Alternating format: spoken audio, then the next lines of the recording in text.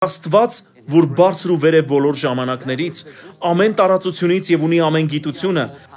այս Աստված, որ ունի ամբողջ զորությունը, տիրելու եւ թագավորելու ամբողջ տիեզերքում,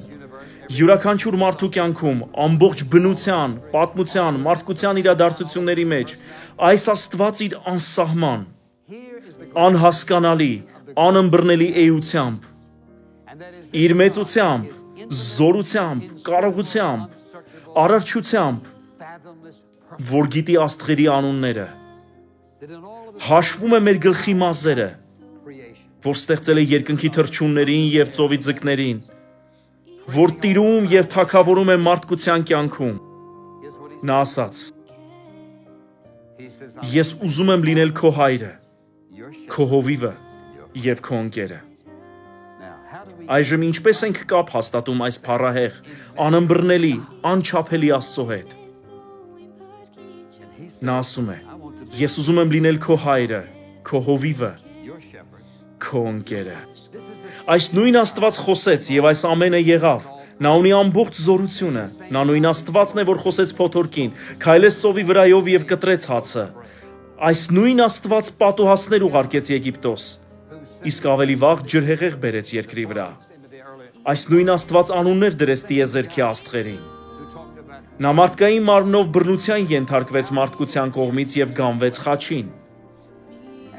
Նա իր անմեղ էությամբ իր վրա վերցրեց ամբողջ մարդկության մեղքը և այդ ամենը ամփոփվեց նրանում։ Մտածեք այս ամենի փառահեղության մասին։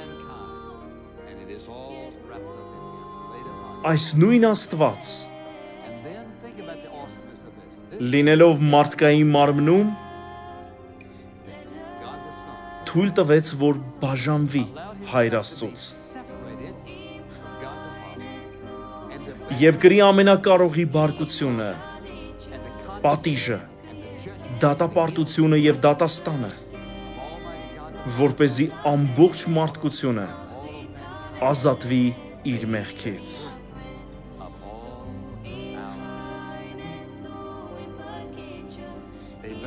Նրան թաղեցին գերեզմանում,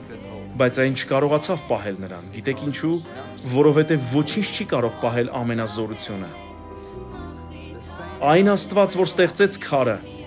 թույլ տվեց, որ դրանով կնքվի իր գերեզմանը։ Նույն Աստված, որ ստեղծեց երկիրը և թույլ տվեց, որ բամբակը աճի և վերածվի կտավի, այդ նույն կտավից դուրս եկավ և թողեց այն քարին այնպես, ինչպես փաթաթված էր։ Եվ այս նույն Աստված